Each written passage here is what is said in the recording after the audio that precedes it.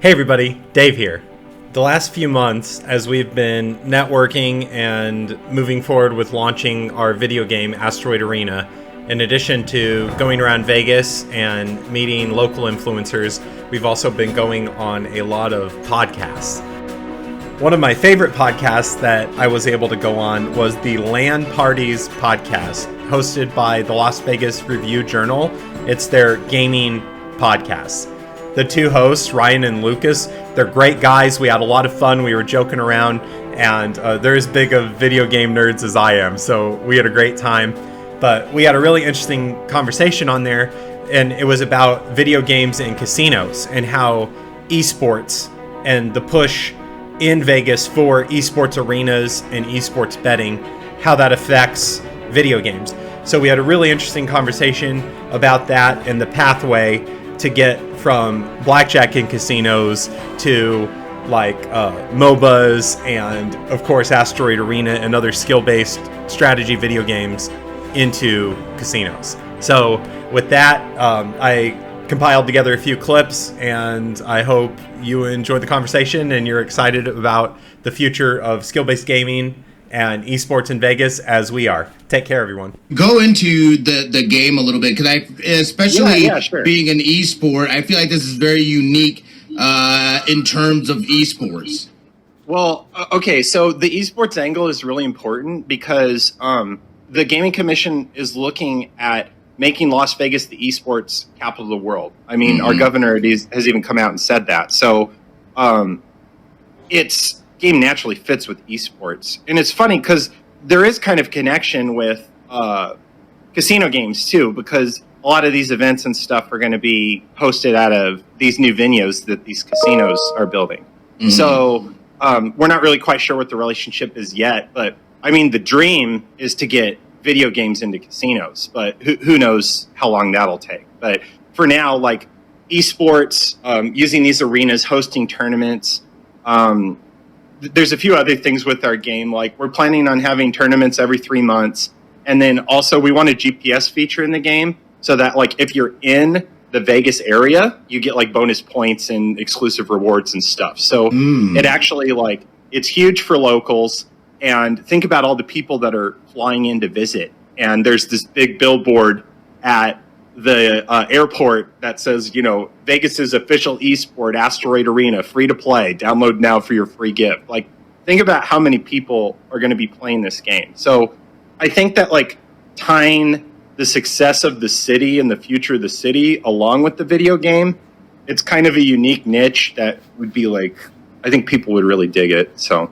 Yeah, and it's interesting that you said that. I've been saying that for a little bit now, too, how Vegas has been priming itself to be that esport capital of the world. So here's the real test, right? Would a younger you look at this game and be like, yes? Oh, totally. But that's how I know it's good. Because with the sports betting, they get it because they have the Raiders. They have the Golden Knights, right? In order to be a legitimate sports betting, you need your own teams. And in order to be a legitimate esports, you need your own video games. Like, you need content. Right. And so, like, that's our niche. And I think that's the future of games, and it's what's going to open up skill-based games more than playing against the house. You move away from the predatory business model, and you move towards, like, a facilitator of competition. And that's going to attract people like us because, I mean... if you're a high school, college guy, if you could drop out and make $50,000 a year playing video games, like you would do it. Like, and so that's the thing that Vegas does is that we can offer the venues and the tournaments. And since you're mobile, these streamers are mobile, they can pick up their studios and move to Vegas. And so what I want to do is just offer so many local incentives that if they're streaming this game or they want to stream this game for a living, then it's worth it for them to move to Las Vegas. Right. And by doing that, you build the community. Because that's something that we can do as a gaming company that the casinos can't necessarily do, is cultivate the community. Because the end goal is to get video games so that you can play video games in casinos, right? And play video games for money. Like, that's the ultimate. Gamers are all about min-maxing and, like, getting the most bang for your buck nowadays. Like, that's what all these gacha games and stuff are.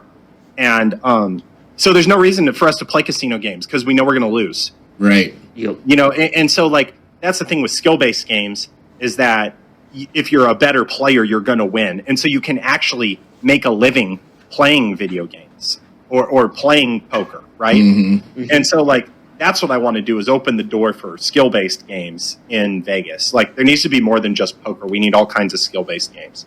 So that way people can roll up a stake and move out here like during the poker boom and actually play games for a living. Like that's what I want. That's what everybody wants. So it's definitely leaning towards that too, and they do. The casinos are definitely taking notice of the fact. You know, I know that some places have experimented and putting some skill-based games on there, and I think we'll see more of that kind of stuff. Because you're right, we're not going in taking whatever and sitting down at a slot machine. I would much rather play something that's challenging and based off of skill as opposed to just straight luck. So. Well, and the cool thing about having the video game first is that you can download it and practice for free. It's a free-to-play game. So you can train up for a few years, or maybe you're not old enough to gamble yet, and you play and, like, get your chops up. And then once you turn 21, you move out and play. So it's cool because that, like, when I'm talking to these investors, that's the thing that they're saying is, like, it's too complicated. No one's going to make this complicated because they're used to just, like, they want the slot zombies. They don't want critical thinkers. But I'm just like, it's a new type of game.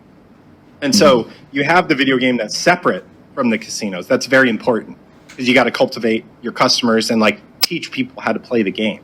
Right. And so that way that opens the door for like more complicated casino games, I think.